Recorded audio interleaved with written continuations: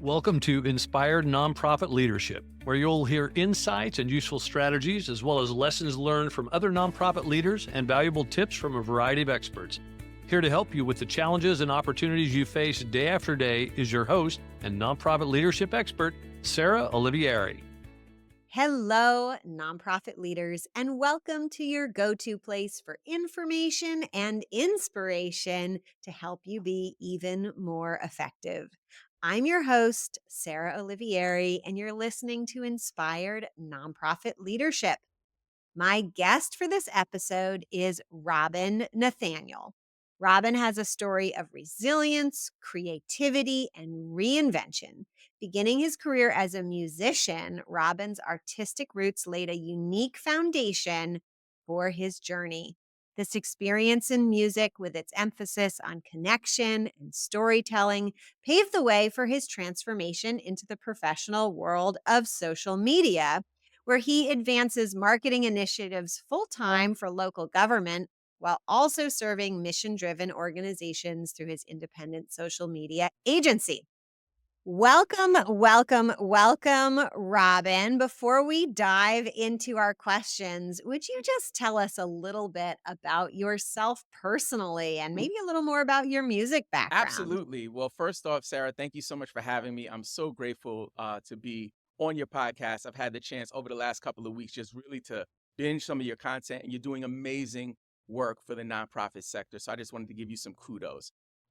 In terms of, yeah, Thank you're you. welcome. In terms of my background or like quick story, I started out as a rapper. I've been rapping since I was 9 years old, and I'm not Love gonna it. date myself, but like this is when hip hop first started. So in the early 2000s, I packed up a bag and moved over to Europe to take an organization from New York City where we did a competition for rappers essentially and started international chapters. And today, I believe we're in 17 countries. We hold international rap competitions where we bring multilingual judges to compete, to judge the competitors, and we crown world champions every single year. I love it. Well, today we're going to talk about social media. And my first question for you is, what can social media do for nonprofits? And in a way, that's kind of a basic question. I feel like so many people are like, oh, we all know, oh, you should do social media. We hear that a lot. But what is social media today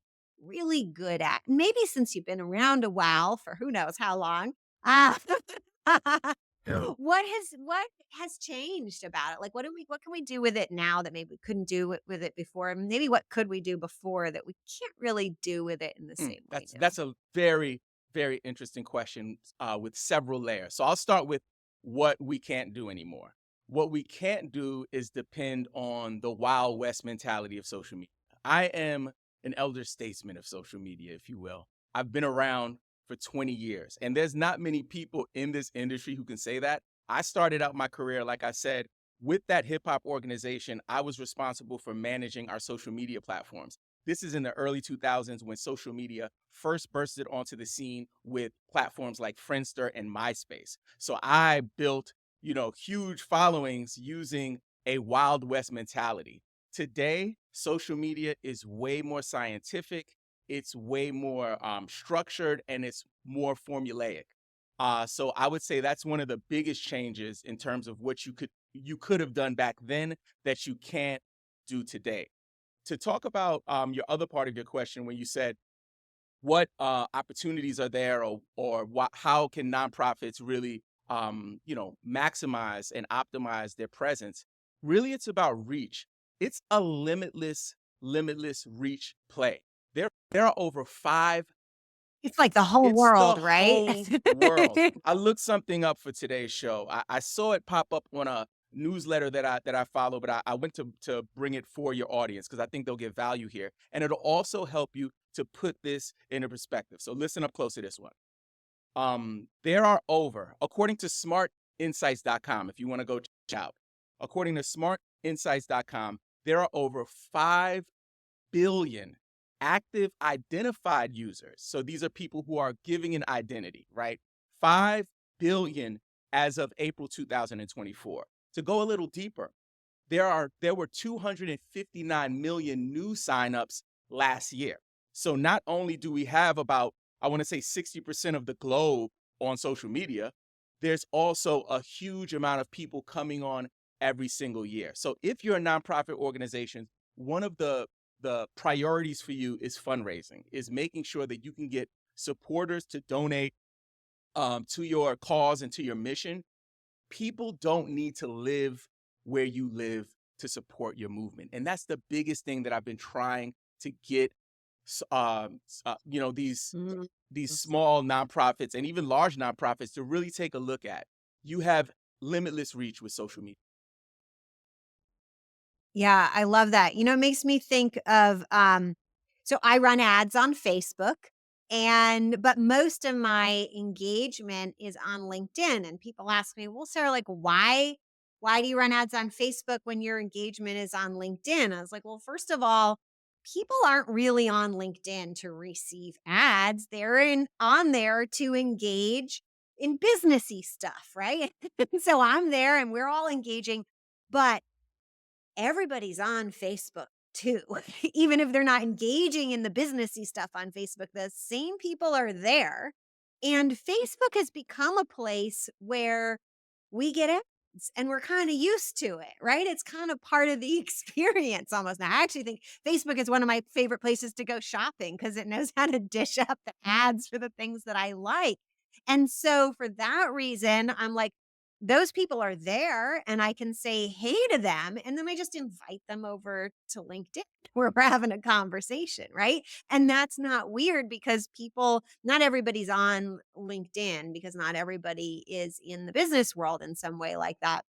But basically everybody's on Facebook who's an adult, I should say, right? So we have like kids, and I hear that too. People are like, "Oh, well, this new generation isn't on Facebook." And I'm like, "Facebook just isn't where kids are hanging out." But those same people are gonna become adults, and they'll probably be on Facebook, right? Absolutely. And I think one thing that you said about grown-ups being on Facebook, and maybe there are some nonprofit organizations that are targeting maybe a younger demographic, right? One thing I would say to that is Mhm. if you're running ads, you have the ability to leverage all of Meta's platforms. And where are the young people? The young That's right. people are on Instagram, so I think that if you're That's right.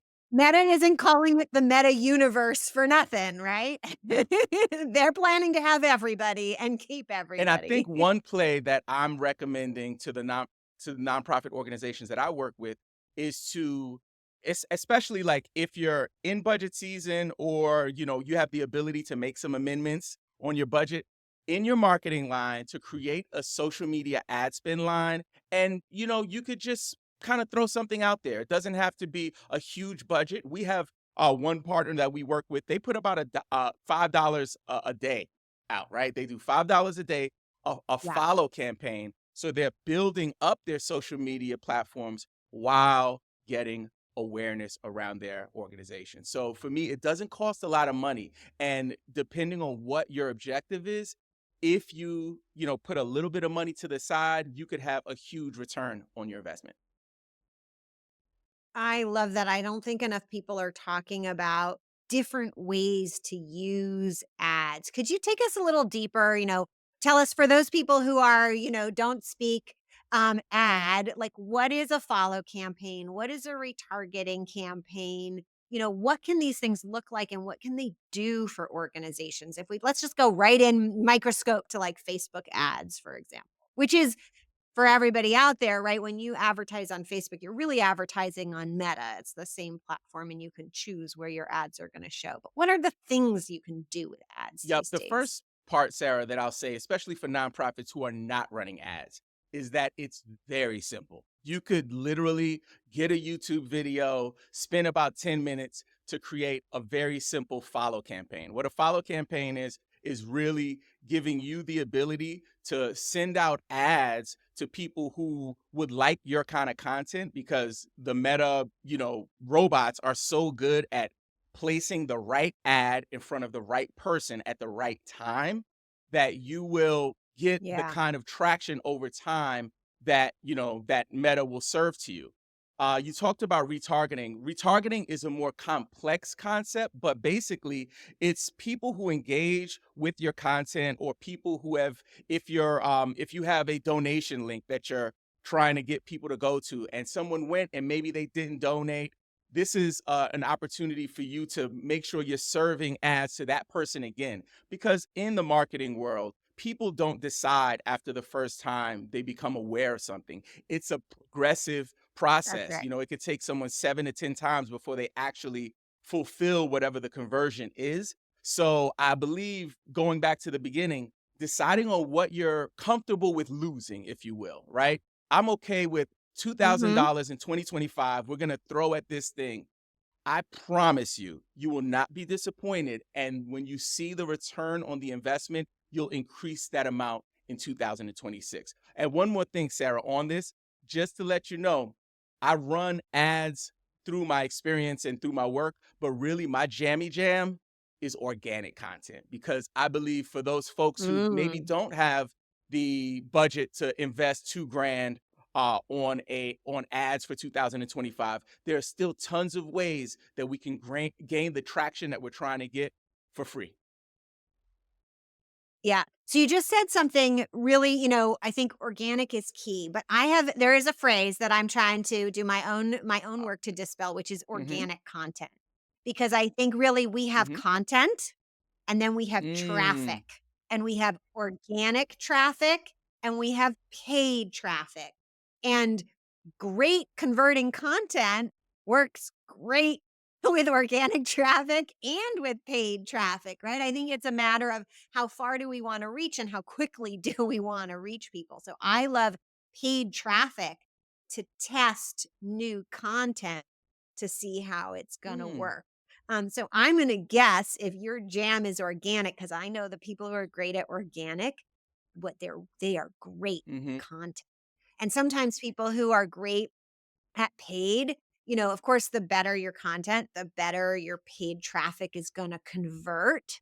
But sometimes they're not as good at content, because if you put so many people in front of it, you're going to get a lot of yeses, and maybe your content doesn't have to be as good.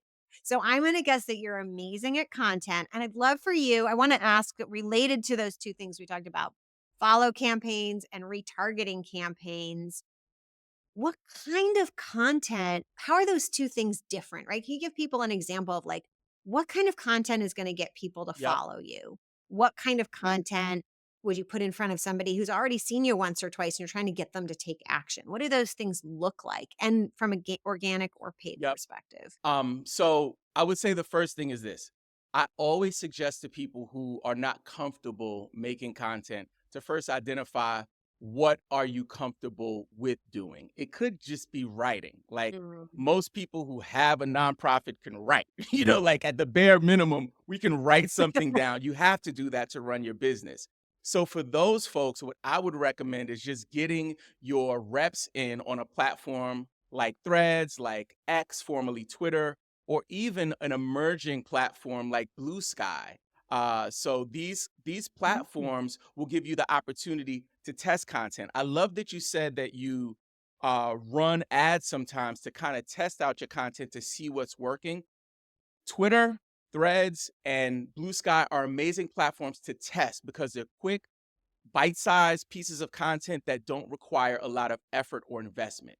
So that's the first layer. Now, if you are, Yeah, and I just wanna, like, bing, bing for everybody's listening what you just said, bite size. I was literally just on a coaching call with clients, and it's, like, way too much. We took, like, a whole long email and turned it down into a sentence, like, less is more until you have proven a lot of stuff that works, and still less yep, may be more. yep, So, take note, everybody, bite-sized. Please try yep. bite-sized. And the next layer up, let's say you're comfortable with photos, like getting on camera, like taking a picture, snap, snap, right? You're Ta-da. okay with that? Yep. Then that's the next layer. Now you're combining your written copy, your written text and captions with an image that you can test on platforms like Instagram, or even X, Twitter, X, formerly Twitter, Threads, and Blue Sky.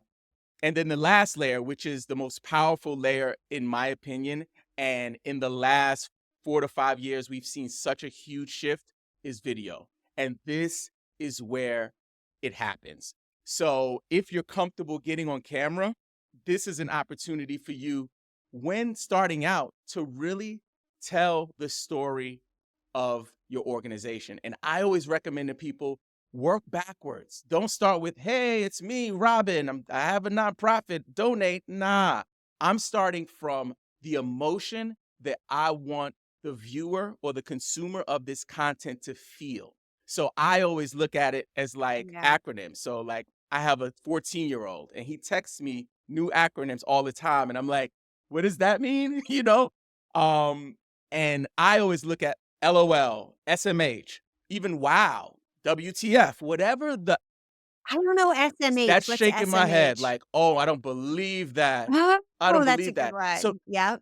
I only have an 11-year-old, so I haven't gotten that far yet. so I think, Sarah, that's a great way for found nonprofit leaders to look at the emotions in a simple acronym, LOL. I want to make them laugh. So let's work backwards from making them laugh. And once you can tap into people's emotions, if people can cry, if people can laugh, if people can think, that's how you hook them and that's how you create a good piece of content.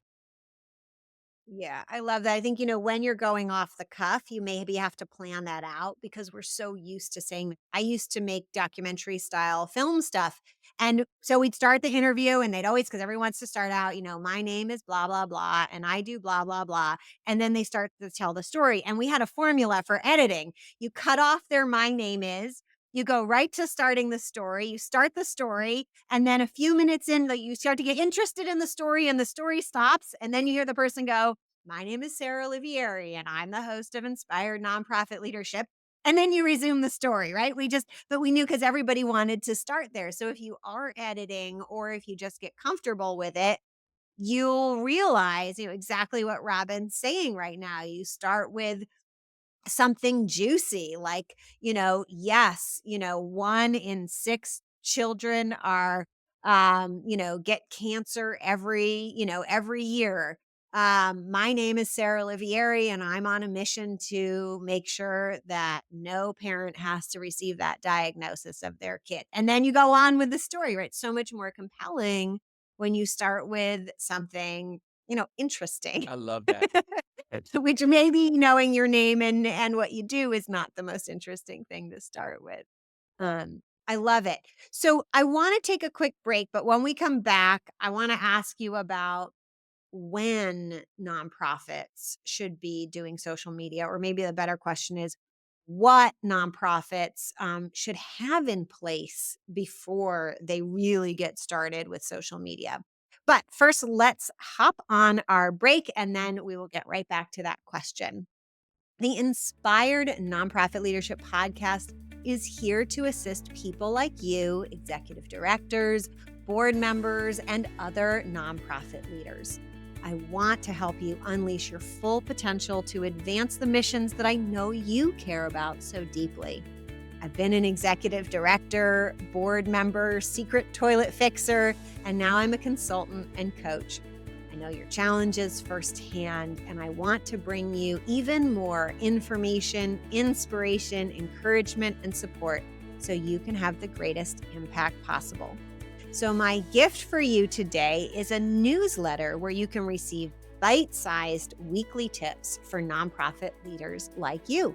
And you can go to inspirednonprofitleadership.com/sign up to access the newsletter. There'll also be a link in the show notes.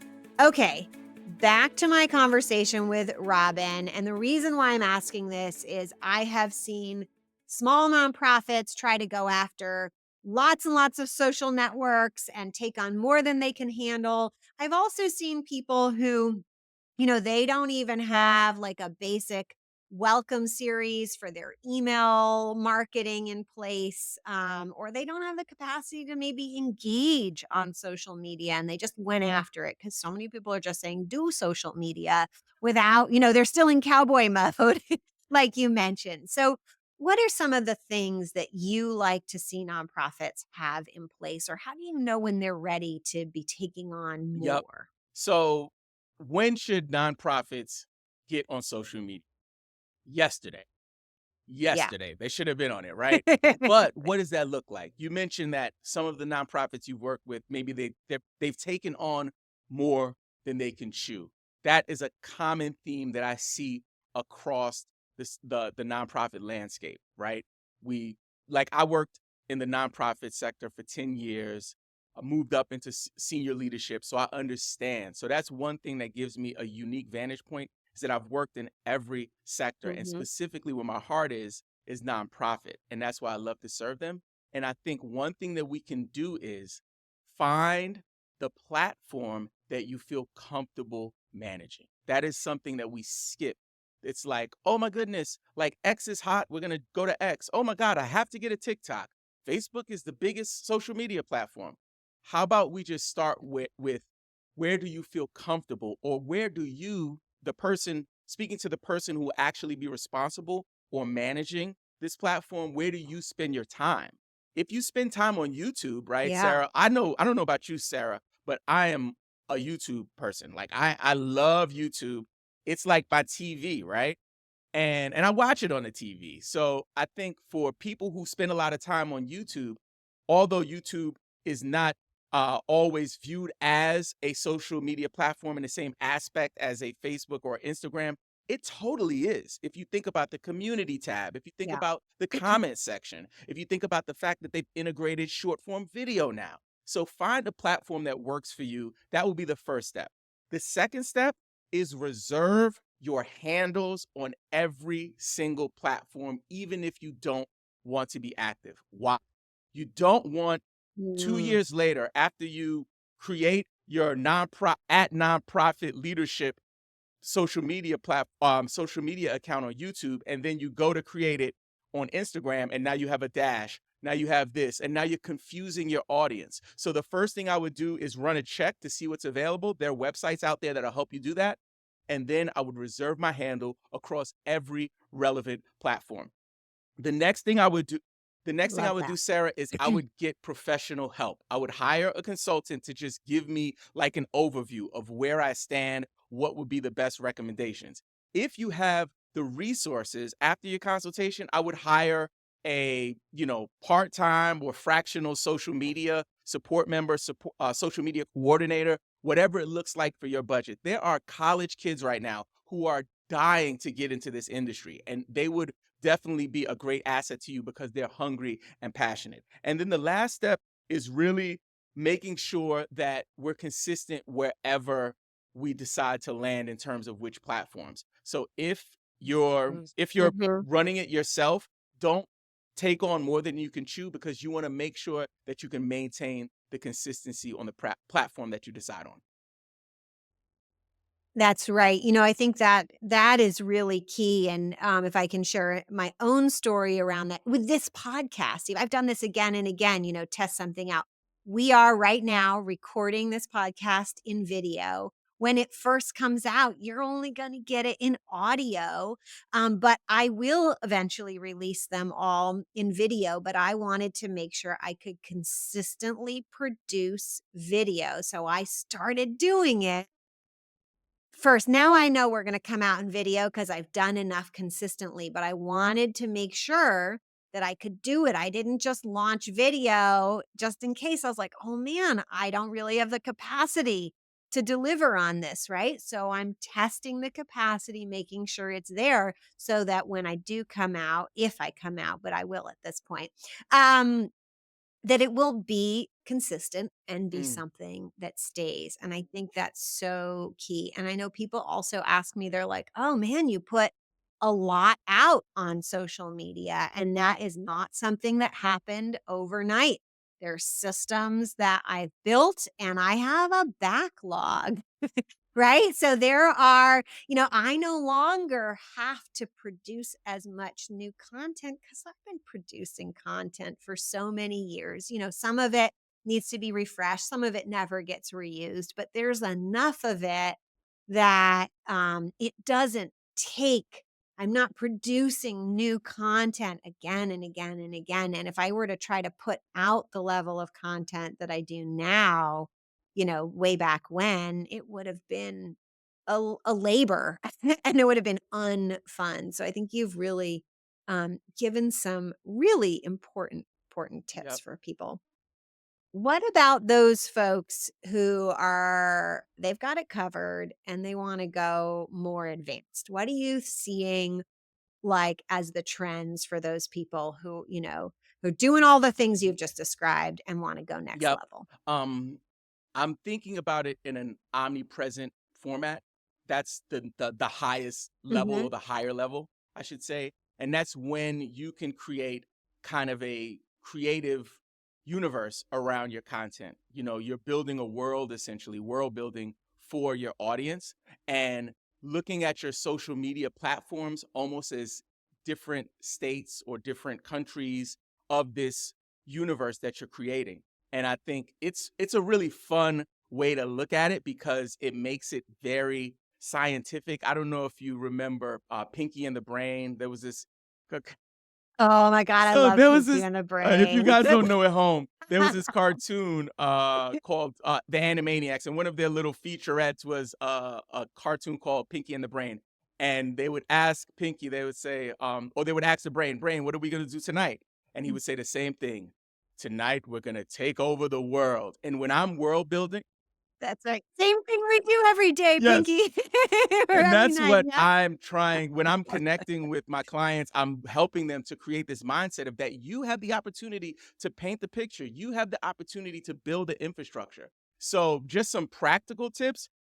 I would recommend testing out some the social media distribution tool that works for you, a social media management software. So there are tons of them Mhm. out there in the market. I'm not going to recommend any because there's so many. If you have the bandwidth or if you have a team member, it's always friendly to these platforms to upload manually. So if you have the ability to, Yeah. uploading manually would be my recommendation, but don't be afraid to start a little messy. You said something, Sarah, that really stood out to me. You said that you have a bank, a reservoir of content. For my folks who haven't launched yet, Mm. you can create right now just to get your reps in. Save up the content and make the launch almost like Giving Tuesday. Like we're launching our social Yep. media platforms on Giving Tuesday and it's almost like a product or a service release. And then that way you don't have to get into the hamster wheel of social media because you have all of that content saved up. That's right. That's so true. And I'll just tell for those people, I'm not a natural writer. I mean, I can write, but it doesn't feel fun. I've always been on the reverse end of I'm comfortable on video, probably because I did video production and I was the only one who had to like test in front of the camera. So I'm like, whatever, camera is good for me. But I reverse it, so I take what I do in video and I turn it into my writing. And then I use AI to help chop it into smaller bits. So you can go reverse too, but you think, this message of you got to do first and foremost what works for you, where you are on social media, where your talents are. And if you try to work against that, I mean, yes, you need to be where your audience is, but if you just can't be there, like I just can't Twitter or X, like never have. And people have said like, oh, lots of nonprofit people are on Twitter. And I was like, I know, but I can't. I just can't be there. It doesn't matter how many people are there. I know I'm never going to show up on that platform in that way. It's just not how I Mm, operate. And so I need to find another channel because me not on Twitter doesn't matter how many people are there. It's not going to work if I don't want to show up, or if I'm yeah. miserable showing up, right? Then you'll get grumpy Sarah, and nobody wants to talk to grumpy Sarah. I love it. Well, we are almost at time. I love you mentioned a new social media platform. I think it was Blue Blue, which I don't think sky. I've heard of, but Blue Sky. How do you think about dealing with new platforms that are emerging? What was the one that came about? Was it in the pandemic? The audio one, Clubhouse. which like Clubhouse was like spiked Mhm. way up and then was like, wah, wah, wah, wah, wah. How do you approach these new platforms? How do you think about The thing them? about an emerging platform is that you never know when the life cycle will end. You know, most social media platforms have a life cycle. When they first come out, they're really popular. People jump on, and then it tapers off, and then they'll kind of settle in right under Meta somewhere, or they'll die. And Clubhouse was Yeah. one that died. TikTok is one that came along and maintained and is giving Meta a bit of a run, but could never surpass them at this point. So I think for new platforms, especially if you have bandwidth, then I would make sure to reserve my handle on any new platform that's getting buzz. And whether you use it or not, at least you can reserve your handle if the platform does take off. But I wouldn't prioritize trying to jump on new platforms if you haven't mastered one. I always recommend to people, start with one, get to a really good place, and when you're comfortable, then you can add a new one and then so on. But don't just start posting and repurposing on all the platforms. You want to be in the place, like you said, Sarah, where it's fun for you. Love it. Love it. Well, any final words of advice or encouragement or inspiration you would give to our audience? And also, people are like, yeah, I want to consult. Yeah, I want to get in touch with you. What's the best way to get Yep. support The from best you? way to get me is to jump onto my newsletter, and you can email me from there. And that's at robinnathaniel.com. The other thing I wanted to share with your audience, Sarah, is my TEDx talk just came out yesterday. So if you guys could go, Oh, thank you so much. If you guys congratulations. could go check it out, you can visit bit.ly/TEDx Talk Robin, and it'll also be a link in the show notes. And just for you, in terms of some advice, the biggest thing that I want you to know is that you have people in this world who will support you. Every consultant, every coach is different. Just find the person that works for you. It doesn't have to be me, but get some help. Get on a phone call if this is overwhelming to you. And once you start creating content, or your team starts creating content, be authentic to your mission. That's what I would leave. I love that. Well, thank you so much, Robin. It's really been a pleasure. And thank you out there for listening, but also for all that you do to make our communities better, make your community better. Take care of yourself, take time for self-care. Don't be shy about getting help from an expert.